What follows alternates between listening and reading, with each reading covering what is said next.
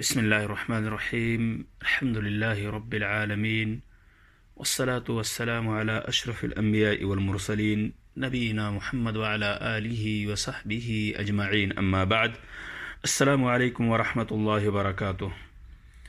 محترم سامعین کرام، آج کے اس درس میں اربعین نوویہ کی چھٹی حدیث سے مستنبط بعض اہم فوائد و احکام کا تذکرہ کیا جا رہا ہے. اس حدیث سے یہ معلوم ہوتا ہے کہ حلال و حرام کا معاملہ بالکل عیاں ہے، کسی سے پوشیدہ نہیں. لہذا جہاں حرام سے مکمل دوری اختیار کرنا ایک مسلمان کا فریضہ ہے، وہیں حلال سے لطف اندوز ہونے کے لیے اسے کوئی رکاوٹ نہیں. کسی کے لیے یہ جائز اور درست بالکل نہیں کہ وہ اللہ کی حلال کردہ کسی چیز کو حرام ٹھہرائے، اور اسی لیے اللہ تبارک تعالیٰ نے قرآن مجید کی اس آیت کے اندر فرمایا، جو کہ سورۃ النحل کے اندر موجود ہے، وَلَا تَقُولُوا لِمَا تَصِفُ أَلْسِنَتُكُمُ الْكَذِبَ هَذَا حَلَالٌ وَهَذَا حَرَامٌ لِتَفْتَرُوا عَلَى اللَّهِ الْكَذِبَ. کسی چیز کو اپنی زبان سے چھوٹ موٹ نہ کہہ دیا کرو کہ یہ حلال ہے اور یہ حرام ہے،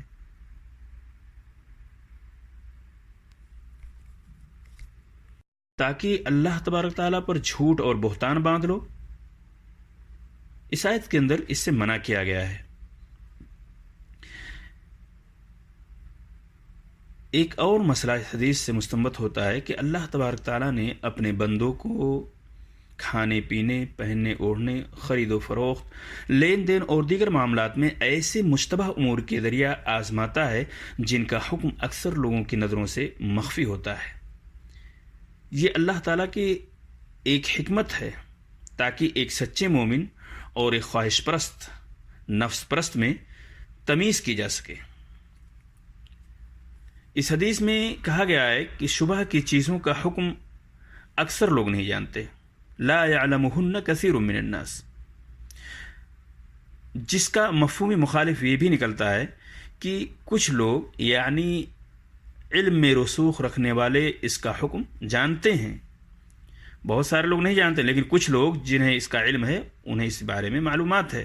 لہذا کوئی چیز مشتبہ صرف اسی شخص کے لیے ہے جس کے علم کی رسائی اس کے حکم تک نہیں، ورنہ در حقیقت کوئی چیز مشتبہ نہیں ہے.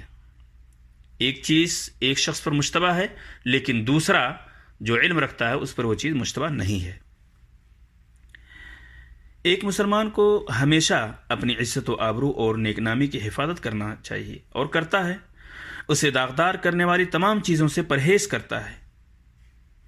اسی بنا پر وہ ایسی چیزوں سے بھی بچتا ہے جن کے حلال یا حرام ہونے میں شبہ ہوتا ہے، تاکہ اس کا دین اور آبرو لوگوں کی عیب گیری سے محفوظ رہے. کیونکہ شبہات کا مرتکب زبان خلق سے محفوظ نہیں رہ سکتا، اور اگر زبان سے محفوظ رہ بھی گیا تو کم از کم بدگمانیوں سے نہیں بچ سکتا. سامعین کرام، اس حدیث سے ایک بات یہ بھی معلوم ہوتی ہے کہ رسول اللہ صلی اللہ علیہ وسلم کی تعلیم کا انداز نہایت عمدہ اور بہترین تھا. آپ نے چراگاہ، مویشی اور چرواہے کی مثال دے کر معنی کو ذہنوں سے قریب کر دیا، اس کی وضاحت فرما دی، اور مثالوں کے ذریعے چیزوں کی وضاحت، مسئلے کی وضاحت بڑی اچھی ہوتی ہے. اللہ تبارک تعالیٰ نے اپنی حرام کردہ چیزوں کی حدیں متعین کر دی ہیں، جیسا کہ حدیث سے معلوم ہوتا ہے، تاکہ مسلمان ان کے قریب نہ جائیں.